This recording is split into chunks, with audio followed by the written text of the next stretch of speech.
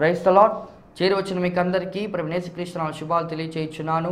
ఈ దినము కొరకు ఏర్పాటు చేయబడిన లేఖన భాగము యోహాను సువార్త 14వ అధ్యాయము 1వ వచనం. మీ హృదయములను కలవరపడనీయకుడి, దేవుని యందు విశ్వసించుచున్నారు, నా యందును విశ్వాసముంచుడి. Praise the Lord. Praise the Lord. మన ప్రభువును కరుణా సంపూర్ణుడైన యేసుక్రీస్తు నామములో మీకు అందరికీ నా వందనాలు తెలియచేయుచున్నాను. ఈ దినము దేవుడు తన కృప చొప్పున ఈ విధంగా వాక్య పరిచర్య అందించడానికి చిన్నవాడనైన నన్ను ఆయన ఆశీర్వదించి ఈ దినాన ఆయన శక్తితో నింపి వాక్య పరిచర్య అందించడానికి కృప చూపించి ఉన్నాడు. మీరు అనుకోవచ్చు, ఇలాంటి చిన్నవారు దేవుడు వాక్యాన్ని చెప్పగలుగుతారా? ఏ విధంగా చెప్పగలుగుతున్నారు అంటే, ప్రభు కృపలో ఆయన పిలుపును అందుకున్న ప్రతి వారును బోధింపగలిగిన వారే. కానీ బోధించడం అనేది ఒక గొప్ప సంఘటన అనుకోవచ్చు మనం. కానీ బోధించే వారికంటే విని విశ్వసించేవారు చాలా గొప్పవారు. ఈ దినము మనము ఆలోచిస్తున్నటువంటి మాట, ప్రభు యొక్క విశ్వాసాన్ని మన యొక్క జీవితంలో ఆయన్ని గనక మనం విశ్వసిస్తే విశ్వాసం వల్ల మనము ఎటువంటి ఫలితాలను పొందుకుంటాం. చాలామంది మన క్రైస్తవ జీవితంలో మనం ఒకసారి జ్ఞాపకం చేసుకున్నట్లయితే విశ్వాసం ఉంటుంది, కానీ అదే సమయంలో ఒకానొక సమయంలో మన విశ్వాసాన్ని మనం కోల్పోతూ ఉంటాం. చాలామంది అంటారు, నేను క్రైస్తత్వంలోకి వచ్చినప్పటి నుండి వెనక్కి తిరిగి చూడలేదు. కానీ నేను ఎందుకు వెనక్కి తిరిగి చూడలేదంటే, నాకు ఆ దినము రాలేదు, నాకు ఆ రోజు రాలేదు. నా దేవుడు ఆది నుంచి ఇప్పటి వరకు ఎప్పుడైతే నేను ప్రభువుని విశ్వసించడం, ఆయన నేను సొంత రక్షకుడిగా అంగీకరించడం నేను ప్రారంభించానో, అప్పటి నుండి ఇప్పటి వరకు నా దేవుడు నన్ను నడిపిస్తూనే ఉన్నాడు. కనుక నేను వెనక్కి వెళ్ళే అవకాశాన్ని దేవుడు నాకు ఇవ్వలేదు. నేను వెళ్ళలేను, ఎందుకంటే ఆయన కృప నన్ను ఆదరించింది. నేను విశ్వాసంతో ముందుకు అడుగు వేస్తున్నాను కనుక, నా విశ్వాసాన్ని నేను కాపాడుకుంటున్నాను కనుక పినికి వారి వలె వెనక్కి వెళ్ళే అవకాశం నాకు దేవుడు ఇవ్వలేదు. అలాంటి రోజు రాదు. ఆయన రాకడ వరకు నేను ఇలాగే ఉంటానని ఎంతోమంది గొప్ప సేవకులు సాక్ష్యాలు మనం వింటున్నాం. ఈ దినము మా విశ్వాసంగా జీవిస్తున్న మనము నిలకడగా లేకుండా మనము దేవుడి సన్నిధిలో నిలబడితే ఏ విధంగా ఆ యొక్క ఆశీర్వాదాలను అనుభవిస్తాం? అలాంటి విశ్వాసవంతురాల్ని, అలాంటి విశ్వాసం కలిగిన భక్తుల్ని దేవుడు ఏ విధంగా ఆదరించాడో ఒకసారి మనం జ్ఞాపకం చేసుకుందాం. చదువుదాం ఈ దినము దేవుని యొక్క వాక్య వివరణ కొరకు యోహాను సువార్త 14వ అధ్యాయము 1వ వచనాన్ని ఒకసారి మనం జ్ఞాపకం చేసుకుందాం. మీ హృదయమును కలవరపడనీయకుడి, దేవుని యందు విశ్వాసముంచుచున్నారు, నా యందును విశ్వాసముంచుడి. హల్లెలూయా. చిన్న ప్రార్థన చేసుకుందాం. పరిశుద్ధుడా, ప్రేమ నమ్మకం కలిగిన మా ప్రియ పరలోకపు తండ్రి, అయ్యా, ఈ లోకంలోనికి అసాధ్యమనేది ఏది లేదు ప్రభువా. అయ్యా, ఎక్కడో ఉన్న మమ్మల్ని నీ బిడ్డలుగా చేర్చి ఈ దినము ప్రభువా ఇక్కడ నిలబడుటకు, నీ మాటలు అందించడానికి నువ్వు ఇచ్చిన కృపను బట్టి నీకు వందనాలు. అయ్యా, మేము ఏ పాటి వారమయ్యా, మా స్వరాన్ని నీవు మరుగు చేసి ఉన్నావు, నీ మాటలు మాకు అందించి ఉన్నావు ప్రభువా. అయ్యా, నీ అందు విశ్వాసం ఉంచు ప్రతివానికి నీ ప్రభువా, అయ్యా, నువ్వు ఇచ్చు ప్రతిఫలాల్ని ప్రభా ఈ దినం మేము తెలుసుకోబోతున్నాము తండ్రి. అయ్యా, నువ్వు ఇచ్చినటువంటి లేఖన భాగాలను బట్టి నీకు వందనాలు తెలియజేస్తున్నాం. అయ్యా, వింటున్న నీ బిడ్డల్ని జ్ఞాపకం చేసుకోమని, అయ్యా అదిగో ప్రభా ఈ మాటల ద్వారా అవిశ్వాస జీవితాన్ని ఎవరైతే జీవిస్తున్నారో వారందరూ కూడా వాటిని విడిచిపెట్టి విశ్వాసంగా నిన్ను వెంబడించే కృపను దయచేయమని మన ఆదుడు మీ కృపి కుమారుడు యేసుక్రీస్తు ద్వారా బ్రతిమలాడి వేడుకొనుచున్నాము తండ్రి. ఆమేన్. ఈ దినము యోహాను సువార్త 14వ అధ్యాయంలో మీ హృదయములను కలవరపడనీయకుడి. ప్రభు ఎవరితో చెప్తున్నారు మాట అంటే, తన శిష్యులతో చెప్తున్నటువంటి మాట.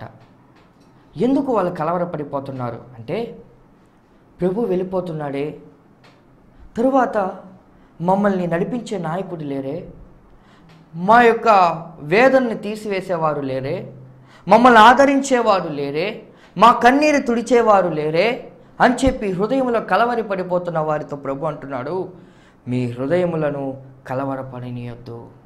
ఎందుకు మీరు హృదయంలో ఇలాంటి కలవరాన్ని ఉంటున్నారు? దయచేసి మీరు బాధపడొద్దు, దయచేసి మీరు కలవరపడకండి.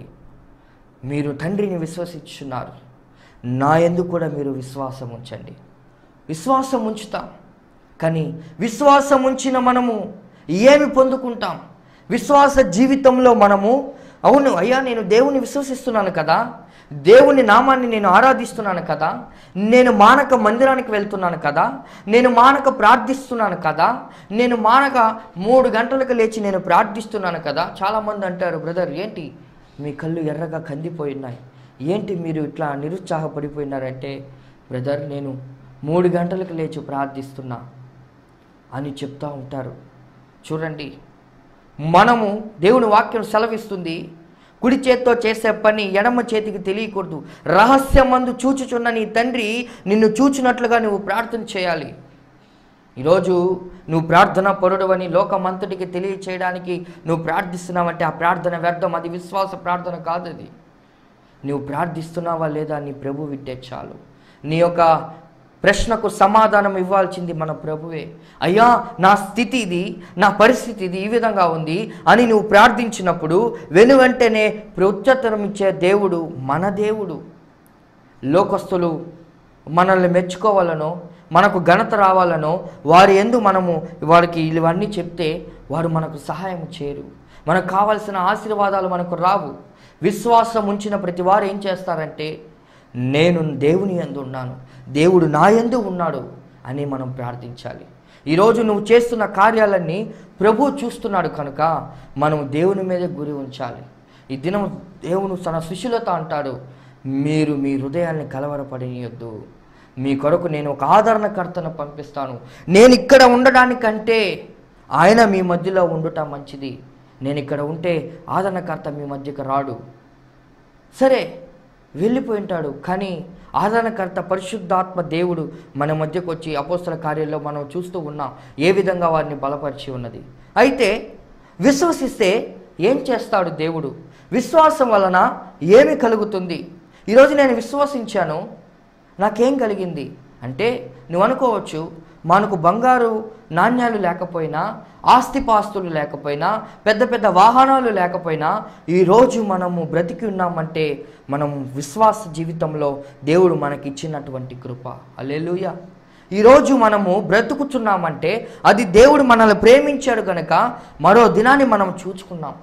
ఈ దినము ఇక్కడ నిలబడి నేను వాక్యం అందిస్తున్నానన్నా, మీరు అక్కడ వాక్యం వింటున్నారన్నా దేవుని కృప. ఈరోజు నీతో మాట్లాడిన వ్యక్తి రేపు తిరిగి నీతో మాట్లాడుతాడన్న వాస్తవం లేదు. చూడండి, కరోనా వచ్చి ఎంతోమంది, కొంతమంది తెలిసిన వాళ్ళు కూడా ఉన్నారు, ఎంతోమంది మరణించారు. ఈరోజు వారు మన మధ్యలో లేరు. చూడండి, ఒకసారి జ్ఞాపకం చేసుకోండి. అయినా కూడా ఈరోజు మన కుటుంబాలతో మనం కలిసి ఉన్నామంటే మన విశ్వాసం గొప్పది కాబట్టి, మన విశ్వాసం దేవుడు పరీక్షిస్తున్నాడు కనుక ఈ దినము మనము లేచి నిలబడ్డాము, దేవుని కృతజ్ఞతాస్తుతులు చెల్లించాము, ఆయన సన్నిధిలో సజీవ సాక్షులుగా నిలబడి ఉన్నాం. హల్లెలూయా. ఈరోజు నీ సాక్ష్యం ఏమైపోతుంది విశ్వాస విషయంలో? నీ సాక్ష్యం, నీ జీవితం ఏమైపోతుంది విశ్వాస జీవితంలో? ఒకసారి జ్ఞాపకం చేసుకుందాం. ఈ మాటలు చెబుతున్నప్పుడు కొన్ని విషయాలు మనం ధ్యానం చేసుకుందాం. యోహాను సువార్త 11వ అధ్యాయము 25వ వాక్యాన్ని ఓసారి మనం జ్ఞాపకం చేసుకుంటే, అందుకు యేసు పునరుత్థానమును జీవమును నేనే, నా యందు విశ్వాసముంచువాడు చనిపోయినను బ్రతుకును. హల్లెలూయా, హల్లెలూయా. విశ్వాసం ఉంచిన వారు చనిపోయినను బ్రతుకును. సరే బ్రదర్, మీరు చెప్పారు విశ్వాసం ఉంచిన వారు చనిపోయినను బ్రతుకుతారని, కానీ నా కుటుంబంలో వారు చనిపోయారే, వారు బ్రతకలేదే. నేను విశ్వసించాను, రోగం వచ్చినప్పుడు దేవుడు నయం చేస్తాడని నేను విశ్వసించాను, కానీ వారు లేదే. వారు మరణానికి చేరుకున్నారని మనం అనుకోవచ్చు. కానీ చూడండి, ఈ లోకంలో దేవుడు మనకు నిర్ణయించిన కాల పరిమితి, మనము ఏ స్థితిలో ఉన్నా ఎక్కడ ఉన్నా ఆయన పిలుపును అందుకున్నప్పుడు వెంటనే మనం వెళ్ళిపోవాల్సిందే, అది ఏ స్థితిలోనైనా ఏ సమయంలోనైనా. కానీ ఇక్కడ యేసు ప్రభుల వారిని ఈమె అడుగుతుంది, అయ్యా నీవు గనక ఇక్కడ ఉండునట్లయితే నా తమ్ముడు, నా సహోదరుడు మరణించేవాడు కాదు. నీవిక్కడ లేకపోవడం వల్లనే నా సహోదరుడు మరణించాడు. చూడండి, ఆమె విశ్వసించింది. నిజముగా నా ప్రభువు, మేము విశ్వసిస్తున్నా, మేము ఆరాధిస్తున్న ప్రభువు ప్రతి శోధనలో నుండి, ప్రతి సమస్యల్లో నుండి మమ్మల్ని విడిపిస్తాడు, మమ్మల్ని కాపాడుతాడన్న విశ్వాసం మనకు ఉండాలి. ఆమె చూడండి, నా తమ్ముడు, నా సహోదరుడు చనిపోయేవాడు కాదు. అయినా అమ్మా, నువ్వు ఇప్పుడైనా సరే నీవు అనుకుంటే నీ తమ్ముడు లేస్తాడు. చూడండి, ఈ దినము నువ్వు అనుకుంటే, ఇక్కడ నిలబడి ఉన్న వాక్యం వింటున్న నువ్వు అనుకుంటే, నువ్వు విశ్వసిస్తే, ఉద్యోగం రాదనుకున్న నీకు దేవుడు ఉద్యోగాన్ని ఇస్తాడు. నువ్వు విశ్వసిస్తే, గర్భఫలము లేదు అనుకున్న నీకు దేవుడు గర్భఫలాన్ని ఇస్తాడు. ఇప్పుడైనా సరే నువ్వు విశ్వసిస్తే దేవుడు గొప్ప కార్యాలను చేస్తాడు. మరణించినటువంటి లాజరును లేపాడు కేవలం వారి విశ్వాసము. అయ్యా నువ్వు ఇక్కడ ఉండుంటే నా సహోదరుడు మరణించేవాడు కాడు. ఆమె విశ్వసించింది. దేవుడు ఇక్కడ ఉండుంటే, ఆ ప్రభు ఇక్కడ ఉండుంటే, దేవుని కుమారుడు ఇక్కడ ఉండుంటే నా తమ్ముడు మరణించేవాడు కాదు. ఆమె విశ్వసించింది. దేవుడు ఉన్నా లేకపోయినా వాడు చనిపోవాల్సిందే కదా అనలా. దేవుడు కనుక ఇక్కడ ఉంటే ఆయన నా తమ్ముడిని కాపాడేవాడు. ప్రభువు మీ జీవితాల్లో ఉంటే ప్రభువు మిమ్మల్ని కాపాడుతాడు. ప్రభువుని మీరు సొంత రక్షకుడిగా అంగీకరిస్తే, ఆయనని విశ్వసిస్తే ప్రభువు మిమ్మల్ని కాపాడుతాడు. నీతిమంతుడు ఆయన 7 మార్లు లేపుతానని దేవుడు వాక్యం సెలవిస్తుంది. చూడండి, మరణించినా కూడా బ్రతుకుతారంట. ఏ స్థితిలో ఉన్నా నువ్వు బాగుపడతావనే సత్యాన్ని గ్రహించుకోవాలి. ఒక మరణమే కాదు, నీ జీవితంలో ఉన్న ప్రతి సమస్యల నుండి విడుదల కలుగుతుంది. ప్రతి దురాలోచనల నుండి విడుదల కలుగుతున్నావు.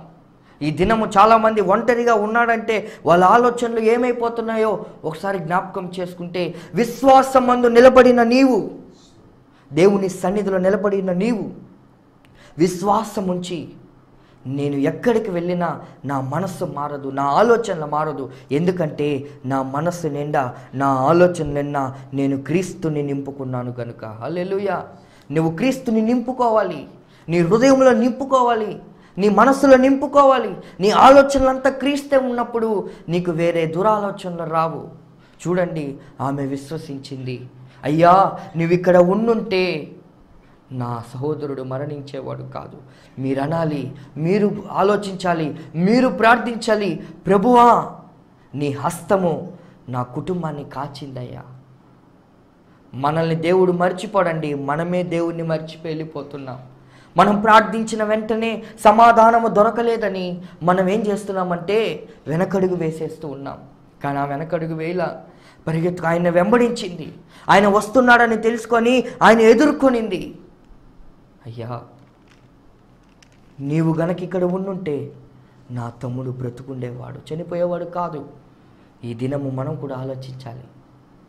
దేవుడు మన జీవితాల్లో ఉంటే, ఆయన విశ్వాసాన్ని మనము దేవుని విశ్వసించి, మన విశ్వాసం గొప్పదైంది, గట్టిదై ఉంటే మన జీవితాల్లో ఆశీర్వాదాలు ఎవరు తీసుకొని పోలేరు. మనకున్న ఈ వ్యాధి పోదు అనుకున్నావు, డాక్టర్లు చెప్పారేమో నీకున్న ఈ వ్యాధి చాలా డేంజర్, ఇది నీ నుండి తొలగిపోదు కనుక నువ్వు కొన్ని దినాలు గడుపుతావు, తర్వాత చెప్పలేమంటారు. కానీ దేవుడు అలా కాదండి. దేవుడు గ్యారెంటీ ఇచ్చే దేవుడు కాదు, చెప్పలేమనే దేవుడు కాదు, ఖచ్చితంగా జరిగించే దేవుడు. హల్లెలూయా. నీవు నేను ఆరాధిస్తున్న దేవుడు ఖచ్చితంగా జరిగిస్తాడు దేవుడు. అమ్మా ఒకవేళ మనము ఆలోచిస్తే, సరేలే అమ్మా జరిగిందేదో జరిగిపోయింది, నేను పరిచర్యల వల్ల బయట ప్రాంతాలకి తిరగాల్సి వచ్చింది, అయితే జరిగింది అయిపోయింది కదా, భూస్థాపితం అయిపోయింది కదా, ఆదరణ కూడిక ఏంటి, ఆదరణ కూడిక విషయాలేంటి, ఎంతమందికి ఏంటి, ఎంతమంది వస్తున్నారు అని దేవుడు మాట్లాడలేదండి. ఆయన వచ్చిన తర్వాత ఆమె విశ్వసించినట్టుగా, ఆమె కోరినట్టుగా సమాధి దగ్గరికి వెళ్ళి లాజరు బయటికి రాని పిలిచి ఆమె కోరినట్టుగానే తన సహోదరి ఎదుట తన సహోదరుని నిలబెట్టాడు దేవుడు. హల్లెలూయా. ఈరోజు నువ్వు కోరినట్టుగా నీ కుమారుడు, నీ కుమార్తె లేదా నీ బిడ్డలు నిన్ను విడిచిపెట్టి దూరంగా వెళ్ళిపోయారేమో, దేవుడి సన్నిధిలో మోకరించి ప్రార్థించేయి. వెళ్ళిపోయిన నీ బిడ్డల్ని పేరు పెట్టి తిరిగి నీ ఇంటికి పిలవబోతున్నాడు దేవుడు. ఒంటరిగా ఫీల్ అవుతున్నావేమో, నేను ఒంటరి దాన్నని నువ్వు అనుకుంటున్నావేమో, కానీ నీ జీవితాన్ని దేవుడు నీ హృదయాన్ని కలవరపడొద్దు అంటున్నాడు. నీ హృదయంలో ఉన్న కలవరాన్ని తీసివేసి దేవుడి సన్నిధిలో విశ్వాసంగా నిలబడు. వెళ్ళిపోయిన పోగొట్టుకున్న సమస్తాన్ని చేయగలిగినటువంటి, తెచ్చివ్వగలిగినటువంటి దేవుడు మన దేవుడని జ్ఞాపకం చేసుకోండి. అదే రెండవ మాట మనం జ్ఞాపకం చేసుకుందాం. మార్కు సువార్త 5వ అధ్యాయము 27వ వచనం. ఆమె యేసును గూర్చి విని నేను ఆయన వస్త్రములు మాత్రము ముట్టినా బాగుపడును అనుకొని జన సమూహములలో ఆయన వెనుకకు వచ్చి ఆయన వస్త్రము ముట్టెను. చూడండి, దేవుని యొక్క మాటలు వింటున్నా నీవు, దేవుడు ఎవరో తెలుసుకోవాలని ఆలోచిస్తున్నా నీవు. నేను చాలామంది అన్యుల దగ్గరికి వెళ్ళినప్పుడు వాళ్ళు దేవుడు మాటలు వింటూ ఉంటారు. నేను అడుగుతాను, మీరు వాక్యాన్ని వింటారా అంటే, ఏమో బాబు, నాకు దేవుని వాక్యం వినాలంటే చాలా ఇష్టం, ఎందుకంటే చాలా చక్కగా దేవుడు మాట్లాడతాడని అన్యులు దేవుడు మాటలు వింటుంటారు. చూడండి, ఈ దినాన ఎవరైతే అవిశ్వాసంతో కూర్చొని దేవుడు మాటలు వింటున్నారో, దేవుడు చేస్తాడా చేయడని ఆలోచనతో కూర్చున్నారో, ఎవరో చెప్పిన మాటలు విని దేవుడు వలనే ఆమెకి స్వస్థత కలుగుతుందని విశ్వసించిన ఒక స్త్రీ, రక్తస్రావంతో బాధపడుతున్న స్త్రీ దేవుడి దగ్గరికి వెళ్ళి ఆయన చేయి పెడితే నాకు స్వస్థత కలుగుతుంది అనుకోలేదు. దేవుడి దగ్గరికి వెళితే ఆయన మాట ద్వారా నాకు స్వస్థత కలుగుతుంది అనుకోలేదు.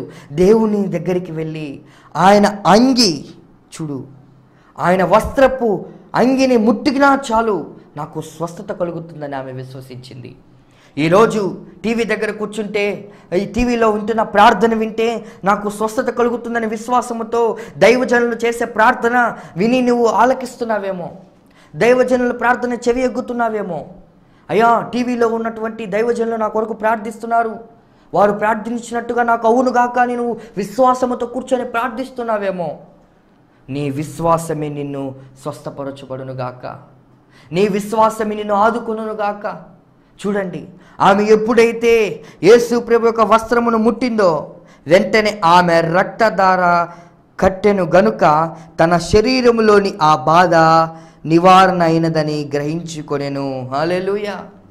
ఎప్పుడైతే యేసు ప్రభును ముట్టిందో అప్పుడే నా యొక్క బాధ, నా యొక్క రక్తస్రావం అంతా పోయింది. నీరోజు ఆరోగ్యవంతురాలుగా ఉన్నానంటే కారణము నేను ఆయన వస్త్రాన్ని పట్టుకున్నాను కనుక. చూడండి, ఈరోజు నువ్వు ఇక్కడ నిలబడి దేవుడు నా దగ్గరికి వస్తేనే నాకు కార్యం జరుగుతుందేమోనని, నేను దేవుడి దగ్గరికి వెళితేనే నాకు కార్యం జరుగుతుందని నువ్వు అనుకుంటున్నావేమో. నువ్వు విశ్వాసముతో ఏ చోట నిలబడి కన్నీరు పెట్టి ప్రార్థిస్తావో ఆ చోటనే నీకు దేవుడు స్వస్థతను అనుగ్రహిస్తాడు. హల్లెలూయా. అయితే నీ విశ్వాసము గొప్పదై ఉండాలి. నీ విశ్వాసం ఏమి ఉండాలంటే, దేవుడు ఖచ్చితంగా నాకు స్వస్థతను అనుగ్రహిస్తాడు, దేవుడి ద్వారా నాకు ఖచ్చితంగా స్వస్థత ఉందని నువ్వు విశ్వసించాలి.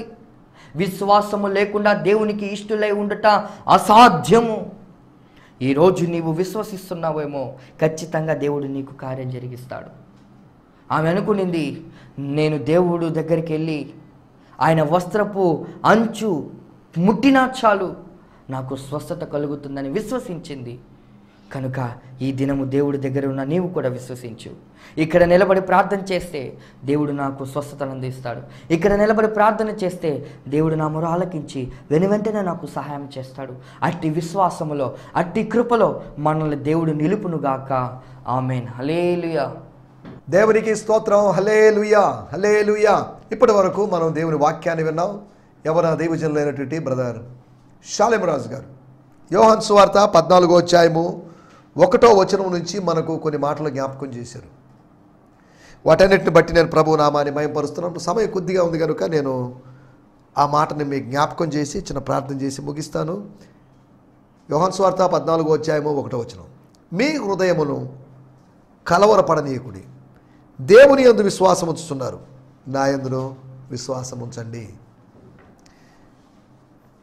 బ్రియాన్ సిమ్మన్స్ గారి తర్జుమాలో నుంచి నేను చదువుతున్నాను, టీపీటీలో వచ్చి ద ప్యాషన్ ట్రాన్స్లేషన్లో వచ్చి. Don't worry or surrender to your fear, for you have believed in God, now trust and believe in me also. ఆందోళన చెందొద్దు. Surrender, don't surrender to your fear. నీ భయానికి నిన్ను నువ్వు అర్పించుకోవద్దు. For you are believed in God, మీరు నమ్మింది దేవుడిలో, సృష్టికర్తలో, యెహోవా దేవుడిలో నమ్మారు. యూదులైన మీరు మీ ధర్మశాస్త్రము బోధిస్తున్న యెహోవా దేవుడు నమ్మారు. That's okay, that's good. But now ఇప్పుడు చేయాల్సిన పని, trust and believe in me also. Trust and believe me. నమ్మండి, ఆశ్రయించండి. నన్ను నమ్మండి, నన్ను ఆశ్రయించండి.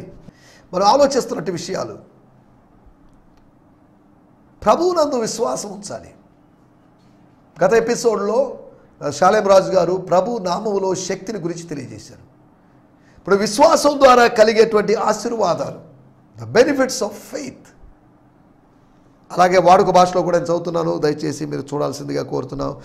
మీరు ఆందోళన చెందకండి, దేవుని నమ్మండి, నన్ను కూడా నమ్మండి. అనగా తండ్రి అయిన దేవుడు తాను వేరు వేరు కాదు, తాను వాళ్ళిద్దరూ ఒకటే అని చెప్పుకుంటున్నట్టు సందర్భం. చాలామంది యేసు వేరు, తండ్రి వేరు, యేసు తక్కువ వాడు, చేయబడిన వాడు, తండ్రి చేసిన వాడు, కానీ ఆయన నంబర్ 1 ఈయన నంబర్ 2 లేదా నంబర్ 3 అనో ఇలా చెప్తుంటారు. వాటన్నిటికీ అక్కడ అవకాశం లేదు. ఎందుకంటే ఇక్కడ రాయబడిన మాటలు 9వ వచనంలో, నన్ను చూచిన వాడు తండ్రిని చూశాడు. ఆయన యందు విశ్వాసం ఉంచారు, నా యందు విశ్వాసం ఉంచండి. నన్ను చూస్తే ఆయన చూసినట్లే. నేను ఆయన యందు, ఆయన నా యందు మేము ఉన్నాం. అనగా దేవుడు తనను తాను దేవుడిగా తన దేవత్వాన్ని యేసుప్రభు ఆరోపించుకుంటున్నాడు. యేసుప్రభు దేవుడు అని ఎక్కడ చెప్పుకోలేదని చెప్తుంటారు చాలామంది. అది తప్పది. యేసుప్రభు తన దేవత్వాన్ని ఆరోపించుకున్నాడు. He claimed his divinity. ఎవరి స్తోత్రం. యేసుక్రీస్తు దేవుడు, నిజమైన దేవుడు. స్తోత్రం. Hallelujah. He is the true God. మహాదేవుడు అనే మాటలన్నీ మనం చూస్తున్నాం. ఇప్పుడు వాటిలోకి వెళ్ళలేదు. మీరు విశ్వాసం ఉంచుతున్నారు అనగా విశ్వాసం ఉంచితే ఏం జరుగుతుంది? కలవరంతో ట్రబుల్ అయిపోయారు. యెషయా గ్రంథము 28వ అధ్యాయంలో రాయబడింది, విశ్వసించువాడు కలవరపడడు. ఈ రోజులో ఎక్కడ చూసినా కలవరం, ఆందోళన, వరీస్. కలవరం ఉంది కానీ కృపావరం లేదు. కలవరం ఉన్న చోట కృపావరం ఉండదు, కృపావరం ఉన్న చోట కలవరం ఉండదు. రెండు కలిసి పనిచేయలేవు. మీరు కలవరపడద్దు. Let not your hearts be troubled. మీ యొక్క హృదయాలు ఇంకా పైన అధ్యాయంలోనే గమనిస్తే 14వ అధ్యాయము 27వ వచనము చివరి భాగం, లేదా మొదటి నుంచి చదువుతాం. శాంతి మీకు అనుగ్రహించి వెళ్ళుచున్నాను, నా శాంతిని మీకు అనుగ్రహించున్నాను, లోకమిచ్చున్నట్లుగా నేను మీకు అనుగ్రహించట్లేదు.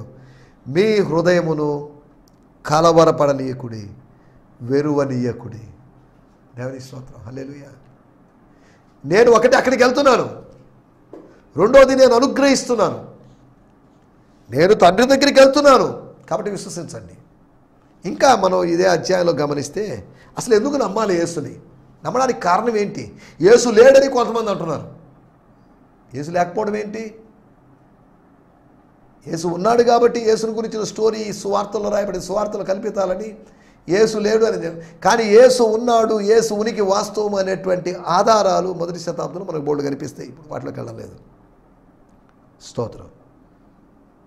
ఇక్కడ రాయబడిన మాటలు, నేను చేయు క్రియల నిమిత్తం 11వ వచనం, నా యందు తండ్రియు తండ్రిని యందు నేను నా యందు తండ్రి ఉన్నామని నమ్ముడి, లేదా ఈ క్రియల నిమిత్తము నన్ను నమ్ముడి. క్రియల నిమిత్తం, క్రియల నిమిత్తం, మాటల నిమిత్తం, అనుగ్రహించే వాటి నిమిత్తం ఆయన నమ్మాలి. ఆయన ఆశీర్వదించి మనల్ని తీసుకుపోయే స్థలాన్ని బట్టి ఆయన నమ్మాలి. యేసును నమ్మడానికి మనకు 3 కారణాలు ఉన్నాయి. నన్ను నమ్మడానికి కారణాలు లేవు. నేను ఈరోజు మంచోడిగా ఉంటాను, రేపు చెడ్డోడుగా ఉంటాను, మళ్ళీ తర్వాత మంచోడిని, తర్వాత చెడ్డోడిని, ఇలా ఉంటుంది. కానీ యేసు అలా కాదు. ఆయన అందరికీ ఉపకారి, ఎల్లప్పుడూ సదాకాలం ఆయన మంచివాడు, తన స్వభావంలో మార్పు లేనివాడు. యేసు నమ్మదగినవాడు. ఈ ఉదయకాలం ఈ మాటలు వింటున్నట్టు దేవుని బిడ్డలారా, యేసు ప్రభు చెప్పిన మాట, మీ హృదయాలు కలవరపడనియద్దు. నేను లేనని కావచ్చు, నేను వెళ్ళిపోతున్నానని కావచ్చు, లేదంటే రాబోయే రోజుల్లో జరగబోయేటువంటి అన్యజనుల దాడుల గురించో, రోమా ప్రభుత్వం యొక్క తీవ్రమైన కఠినమైనటువంటి శ్రమలను బట్టో, హింసలను బట్టో, వీటి గురించి మీరు ఆలోచించాల్సిన అవసరం లేదు. మీ హృదయాలు కలవరపడలేదు. ప్రపంచం మన చుట్టూ ఎన్నో జరగవచ్చు, కానీ వాటన్నిటిని బట్టి కలవరం చెందాల్సిన అవసరం లేదు. మనకున్న సమస్యల్ని, మన విశ్వాసంలో అభివృద్ధి చెందడానికి ఆ సమస్యలను దేవుడు అనుమతించాడని భావించి పాజిటివ్ మెంటాలిటీతో దేవునికి స్తోత్రం చెప్పి ముందుకెళ్ళాలి. కానీ ఎందుకు నాకు ఈ కష్టాలు రప్పించాడు దేవుడు, ఏంటిదంతా అని కలవరపడాల్సినటువంటి అవసరం లేదు. కలవరాన్ని కట్టి పెడదాం. విశ్వాసము అంటే కృపావరం, అది it's a gift of the Holy Spirit, gift of grace. దాన్ని అనుభవిద్దాం. కలవరానికి గుడ్ బై చెప్దాం. కృపావరమైనటువంటి విశ్వాసాల్లో అడుగులు వేద్దాం. విశ్వాసంలో అభివృద్ధి చెందుదాం. అది దేవుడు మన నుంచి కోరుకునేది. ఆయనలో కొద్దిగా, నాలో కొద్దిగా విశ్వసించమని కాదు. మేమిద్దరం ఒకటే ఉన్నాం. యేసుప్రభు చెప్పాడు, నన్ను చేర్చుకున్నవాడు నన్ను పంపిన వాడిని చేర్చుకున్నట్లే. నన్ను పంపినవాడు దేవుడు, యేసుప్రభుని పంపినవాడు దేవుడు. ఒక సేవకుడిని పంపినవాడు యేసుప్రభుని పంపినవాడు దేవుడు. ఆయన చెప్తున్నాడు, నన్ను పంపిన వాడిని చేర్చుకున్నాడు కనుక నన్ను చేర్చుకున్నట్టు, నన్ను చేర్చుకున్నాడు కనుక నన్ను పంపిన వాడిని అనగా మేమిద్దరం ఒకటే. 10వ అధ్యాయం 30వ వచనంలో చెప్తాడు, నేను నా తండ్రి ఏకమై ఉన్నాము. దేవుని స్తోత్రం, హల్లెలూయా. నా మాటలు నేను ఇక్కడ ముగిస్తున్నాను. మనం ఆలోచిస్తున్నట్టు మాటలు. స్తోత్రం. యేసునందు విశ్వాసం ఉంచుదాం. మార్తలాగా, మరియలాగా జరిగిన మరణాన్ని గురించి విలపిస్తూ ఉన్నావేమో, కానీ విశ్వసిద్దాం. విశ్వసించి విలాపాన్ని జయిద్దాం. విశ్వసించి ఆందోళన జయిద్దాం. విశ్వసిద్దాం, లోకాన్ని జయిద్దాం. అది దేవుని వాక్యం మనకిచ్చేటువంటి హెచ్చరిక, లేకపోతే సవాలు. కాబట్టి అట్టి విశ్వాసపు ధన్యతలను పొందుకుంటూ, విశ్వాసమునకు ఫలమైన ఆత్మరక్షణ పొందుకుంటూ ముందుకెళ్ళడానికి ప్రభు మనకందరికీ సహాయం చేయునుగాక. ఆమేన్. హల్లెలూయా, హల్లెలూయా. మీ అందరికీ వందనాలు. ప్రభు మిమ్మల్ని దీవించునుగాక. ఈ సందేశము మీకు ఆశీర్వాదకరంగా ఉందని నమ్ముచున్నాము. ప్రార్థన అవసరతల కొరకు మమ్మల్ని సంప్రదించవలసిన మా చిరునామా గిద్యోన్ మిషన్ చర్చ్, 6వ వీధి, శాంతినగర్, నెల్లూరు 4, ఆంధ్రప్రదేశ్. పిన్ 524004.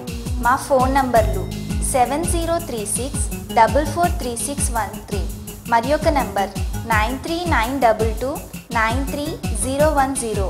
మా ఈమెయిల్ ఐడి gfihmi2015@gmail.com. దేవుడు మిమ్మును ఆశీర్వదించునుగాక. ఆమేన్.